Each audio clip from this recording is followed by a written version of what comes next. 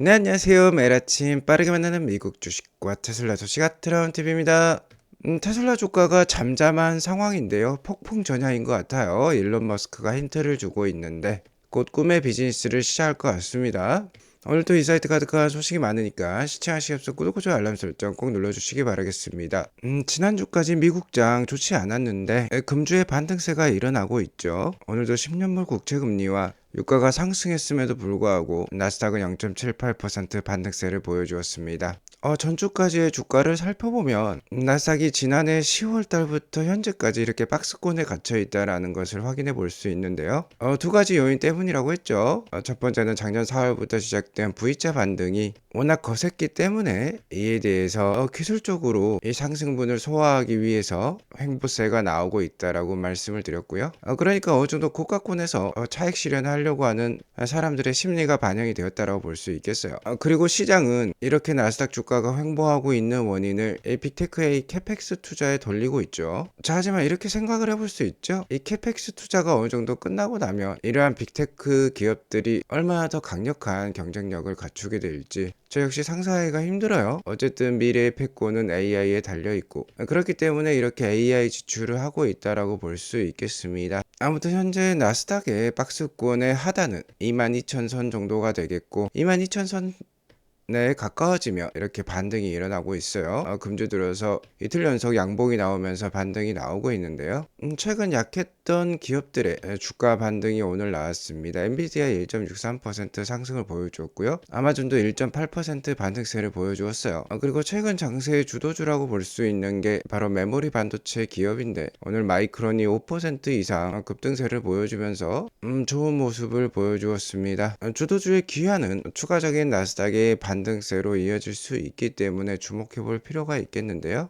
금주 금요일에 미국 GDP와 12월 PC 지수 발표가 있는데 GDP가 여전히 높은 수준으로 나온다라고 하면은 추가적인 반등세도 기대해 볼 수 있겠습니다. 자, 아무튼 어디까지나 현재 미국 주식시장은 나스닥 기준으로 봤을 때 박스권에 갇혀 있다라고 볼 수 있겠는데요. 24,000선을 시원하게 뚫어줘야지 추가적인 상승세가 나올 수 있겠죠. 아무래도 올해 5월 달에 연준 의장의 교체가 있을 예정이고 교체가 되자마자 6월 달에 금리 인하에 돌입할 가능성이 높아요. 그렇게 되면은 아마도 금리 인하가 시작되는 시점부터는 나스닥이 박스권 상단을 뚫고 추가적인 상승세가 나올 가능성도 점쳐볼 수 있겠습니다. 테슬라는 금일 0.17% 상승한 411불에 마감을 했는데요. 최근 나스닥의 주가 흐름과 동일하게 움직이고 있다라고 보면 되겠어요. 테슬라 역시 약 한 380불대에서 500불 사이의 박스권에 갇혀있는 모습입니다. 테슬라 역시 4월부터 보여줄 호재들이 많기 때문에 나스닥이 빠르면 5월이나 6월부터 반등세를 보인다라고 하면 함께 추가적인 상승세 나올 수 있을 것 같아요. 자, 어쨌든 테슬라는 지속해서 혁신적인 모습을 보여주고 있습니다. 저는 이를 두고 폭풍 전야라고 생각을 하고 있는데요. 자, 어제 테슬라 공식 계정에서 기가 텍사스 사이버캡 대량 생산 라인에서 첫 번째로 실제 생산을 맞춘 모델을 이렇게 테슬라 직원들이 함께 기념하는 사진도 촬영을 했고요. 올해 4월부터 대량 양산을 시작한다라고 했는데 벌써부터 대량 양산에 들어간 느낌입니다. 처음으로 출고된 사이버캡 이 모델은 당연히 테스트 모델이 아니라요. 이제 판매용으로 만든 모델이라고 보면 되겠어요. 그리고 이를 두고 테슬라 로보택시 계정에서는 G나라고 짧게 설명을 하고 있습니다. 인류의 이동수단이 여기 다 나와 있는데요. 말부터 시작을 해서 마차에서 내연기관 차량들로 이어졌죠. 자, 현재는 이러한 승용차 시대라고 볼 수 있겠는데 자, 바로 사이버캡으로 이제 넘어가고 있는 모습입니다. 그러니까 내연기관차에서 전기차가 아니라 자율주행 로보택시로 이동하는 것이 진정한 혁명, 진정한 진화로 표현을 하고 있는 것이죠. 즉 사이버캡의 대량 생산의 시작은요 바로 새로운 진화의 결정체라고 볼 수 있겠어요. 자, 일론 머스크는 다시 한번 확인을 해주고 있습니다. Cybercab, which has no pedals or steering wheel, starts production in April.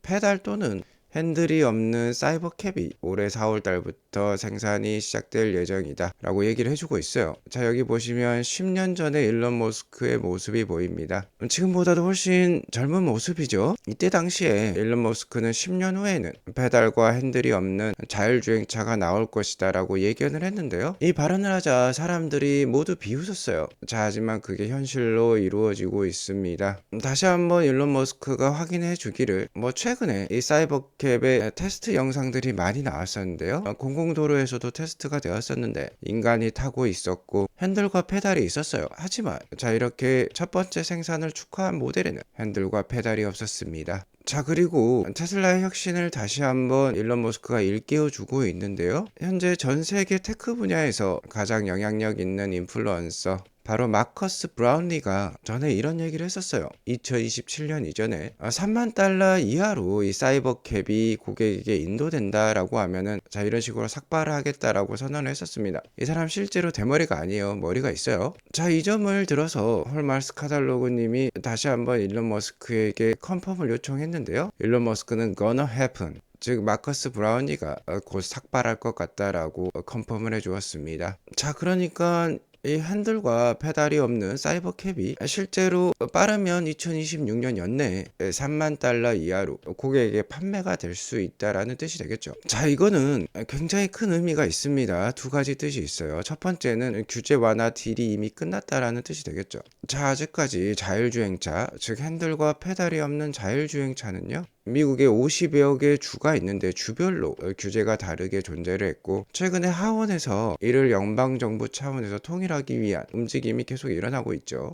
그런데 앞서 말씀드렸다시피 이 사이버캡은 핸들과 페달이 없습니다. 그런데 이렇게 핸들과 페달이 없는 모델을 고객에게, 그러니까 일반 소비자들에게 판매할 수 있다라는 점은 규제 완화와 관련된 정보와의 딜이 이미 끝났다라는 뜻이 되겠죠. 자, 그리고 두 번째는 이 로보택시 사이버캡은 테슬라 자체 로보택시 네트워크망에 편입이 되어서 테슬라 자체적으로만 운영할 수도 있었는데, 그게 아니라 일반 고객에게 판매를 해서 일반 고객들도 자체적으로 로보택시 플릿, 즉 택시 사업을 할 수 있다라는 것을 의미한다라고 볼 수 있겠어요. 이렇게 생각해 볼 수 있겠죠. 자, 이제 제가 예를 들어서 은퇴 자산으로 10억 정도의 돈을 가지고 회사를 퇴사했다라고 여겨봅시다. 사이버캡이 3만 달러 이하라고 하면 우리 돈 5천만 원이 안 된다라는 뜻이 되겠는데, 10억 정도면 20대 정도를 사서 운영을 할 수가 있겠죠. 로보택시이기 때문에 운전자를, 그러니까 택시 기사를 고용할 필요가 없습니다. 저는 차량 20대만 테슬라로부터 로보택시를 사서 무인 자율주행 로보택시 사업을 운영하면 되는 거예요. 이제 그것이 가능해졌다라고 보면 되겠습니다. 에어비앤비와 같이 이제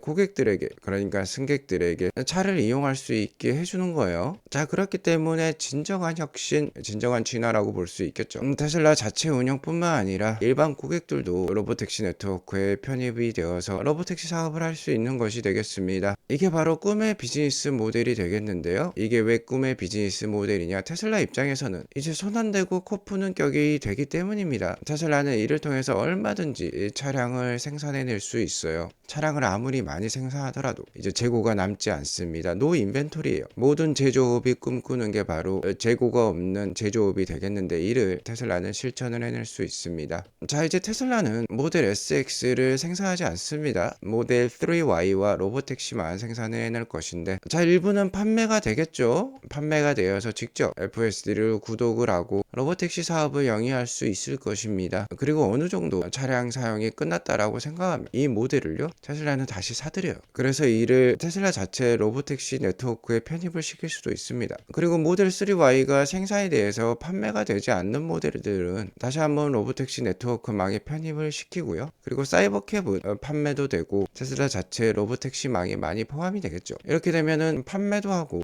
자체적으로 테슬라가 로보택시 네트워크를 운영을 하기 때문에 재고가 남아돌 필요가 없는 거예요. 그리고 이는 테슬라의 다른 사업 영역과 시너지를 일으킬 수 있습니다. 이 로보택시가 많아지면 많아질수록 테슬라의 충전 인프라와 에너지가 필요하다라고 볼 수 있겠는데, 테슬라는 태양광 에너지를 직접 생산해낼 수 있는 역량을 가지고 있고, 이를 ESS 메가팩에 저장을 시켜서 슈퍼차저에 에너지를 유통할 수 있는 능력을 가지고 있죠. 자, 이렇게 되면 테슬라는 이 로보택시 네트워크를 운영하는 데 있어서 전기 에너지를 거의 공짜로 쓰다시피 할 수 있는 거예요. 이 얼마나 바람직한 모델이 되겠습니까? 일론 머스크는 다시 한번 얘기를 해주고 있습니다. 테슬라 소유주는 자신의 테슬라 차량을 로보택시 네트워크에 등록할 수 있고, 테슬라는 여기서 발생한 수익의 25%를 커미션으로 가져가고 되는 것이죠. 꼭 먹고 알 먹고의 사업이 되겠습니다. 테슬라는 이러한 일반 소비자들에게, 그러니까 택시 사업을 하고 싶은 소비자들에게 테슬라 차량을 판매도 하고요. 그리고 추가적으로 사업이 커지면 커질수록, 로보택시가 많아지면 많아질수록 25%의 커미션 수익을 가져가게 되는 거예요.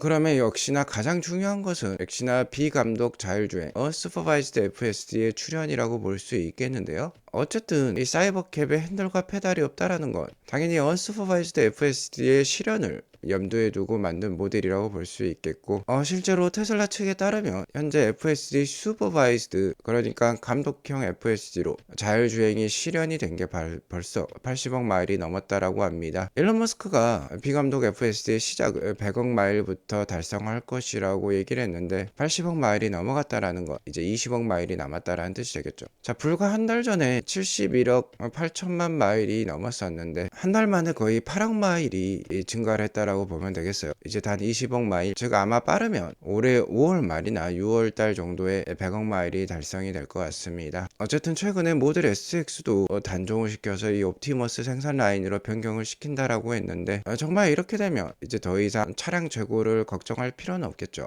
FSD Unsupervised의 출시와 사이버캡의 출시에 따라서 테슬라는 이제 차량 재고를 거의 제로에 수렴하게끔 운영할 수 있게 된 거예요. 그러니까 꿈의 비즈니스 모델이 되겠습니다. 모든 제조업체가 부러워할 수 있는 사업 모델을 테슬라는 갖추게 되는 거예요. 자, 이렇게 되면 활성 FSD 구독자 1000만 명 금방 달성을 할 수 있겠죠. 어쨌든 사이버캡을 일반 소비자가 구매를 해서 로보택시 사업을 하려면 FSD도 구독을 해야만 할 것입니다. 사이버캡은 공장에서 출고가 되자마자 그냥 FSD가 이미 구독이 되었다라고 보면 되는 거예요. 목표 FSD 구독자 1000만 대 생각보다 빠르게 올 수 있겠어요. 그러면 테슬라는 못해도 연간 12빌리언에 달하는 순수익을 만들어내고, 이는 우리 돈 17조 원이 넘는 큰 돈으로서 테슬라의 순이익이 지금보다 2배 이상은 증가할 수 있는 그런 포텐셜을 갖추고 있다고 볼 수 있겠습니다. 자, 그리고 빠르면 이번 주에 네덜란드에서 FSD 승인이 나올 수 있다라는 소문이 있는데요. 자, 오늘까지는 관련된 소식은 없었습니다. 하지만 못해도 이번 분기 이내로는 나올 것으로 예상이 들고요. 올해 4월까지는 정말 테슬라가 보여줄 것이 많은 시기라고 볼 수 있겠고요. 테슬라의 호재는 많지만 나스닥이 박스권에 갇혀 있음으로써 테슬라도 어느 정도 주가가 횡보를 하고 있는데, 이를 역시 좋은 기회로 삼으실 필요가 있겠어요. 언제 어디서 강력한 호재가 지금 튀어나올지 모르는 상황입니다. 그렇기 때문에 폭풍 전야라고 볼 수 있겠고, 이런 고요한 상황 속에서 조용히 주식을 모아가는 사람이 곧 새로운 이동수단의 역사 속에서 승자로 거듭날 것입니다.